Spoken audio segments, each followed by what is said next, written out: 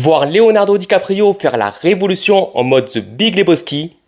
comment ne pas aimer une bataille après l'autre? Le Paul Thomas Anderson nouveau est arrivé, un film qui voit s'affronter en gros l'extrême droite contre l'extrême gauche, beaucoup de retours dithyrambiques comme beaucoup d'autres plus mesurés, difficile de crier d'emblée au chef-d'œuvre, mais assurément c'est un excellent film, filmé en VistaVision qu'il faut dans la mesure du possible découvrir au cinéma. Ce qui fait la singularité du film, c'est principalement son mélange des genres, superbement maîtrisé, évidemment politique, mais aussi satire, western, action, espionnage, voire même érotique. Le film entoure son univers des réseaux secrets et souterrains d'extrême gauche, de ses milices, de ses membres qui œuvrent dans l'ombre avec codes secrets et pseudonymes pour protéger les immigrés. Et de l'autre, l'organisation nazie et fasciste pyramidale, structurelle, implantée dans les forces armées du gouvernement jusqu'à des sphères obscures ultra-capitalistes du système. Mais le film tisse ces deux mondes pour raconter en réalité un émouvant drame familial, celui d'un enfant pris entre ces deux blocs via ces deux paires d'idéologies opposées, auxquelles on verra d'ailleurs que chaque camp a un peu d'empreinte de l'autre dans leurs actions,